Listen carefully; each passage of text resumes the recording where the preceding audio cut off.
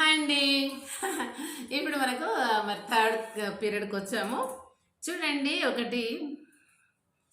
ఒక అతను మరి నేను పెద్దవాళ్ళు మరి పాడంగా విన్నాను. ఇది నాకు మంచిగా న్యాచురల్గా అనిపించింది కాబట్టి నేను చాలా రేర్గా సెలెక్ట్ చేసుకుంటా కొన్నిటిని. ఇతరులు పాడినవి కానీ ఇతరులు చేసినవి ఏమన్నా నాకు బాగా అది నచ్చినప్పుడు అది సమాజానికి కావచ్చు, నాకు కావచ్చు, ఇతరులకు కావచ్చు, హామ్ చేయకుండా ఉన్నటువంటి దాన్నే I selected. So that one అనమాట. ఇప్పుడు చూడండి, ఒకటి సీనియర్ సిటిజన్స్ ఇప్పుడు చాలామంది ఏం చేస్తున్నారండి, అప్పుడు వెనకటి వాళ్ళు పొలం పనులు చేసి ఎముకలు నరాలు బలహీనమైపోయి ముసలి వాళ్ళు అయిపోయి ఒక మూలన కూర్చొని విశ్రాంతి తీసుకునేవాళ్ళు, మనవాళ్ళను మనమరాళ్ళను పట్టుకొని. ఇప్పుడు అలాంటి వాళ్ళకే ఏమవుతుందంటే ఎక్కువ మళ్ళీ టీనేజ్కి పోయేటటువంటి బుద్ధులు వాళ్ళలో ఉంటున్నాయి. మొన్న మనం చూసినాం కాకినాడ దగ్గర ఒక 8th క్లాస్ గర్ల్, అది ఆ అమ్మాయిని మరి 80 ఏళ్ళ ఒక వ్యక్తి వృద్ధుడు ఎలా చేస్తాడు, మరి ఆయన చనిపోయాడు.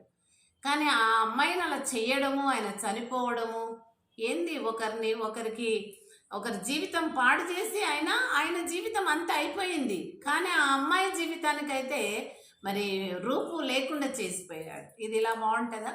దాని మీద నేను ఒక అతను పాడుతూ ఉంటే చూశాను. మీసం మెరిసెను, గడ్డము మెరిసెను, అసలు మెరిసెను, అంత మెరిసెను, అయినా మనిషి మారలేదు, లోపలి యావ చావలేదు, అయినా మనిషి మారలేదు, లోపలి యావ తీరలేదు, కనులకు భూతద్దాలే వచ్చెను, చెవులకు వినికిడి మిషినే చేరెను, 32 పల్లె ఊడెను, సడలిన దవడలు లోడలోడ ఊగెను, అయినా మనిషి మారలేదు, లోపలి యావ తీరలేదు, అయినా మనిషి మారలేదు, లోపలి యావ తీరలేదు.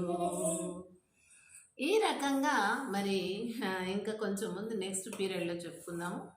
ఆ రకంగా ఒక వయసుతో నిమిత్తం లేకుండా కళ్ళు మరి తలకెక్కిపోయి మరి వాళ్ళకి ఆ యొక్క మరి ఏంటి మనకు తెలియదు, ఈ యొక్క మరి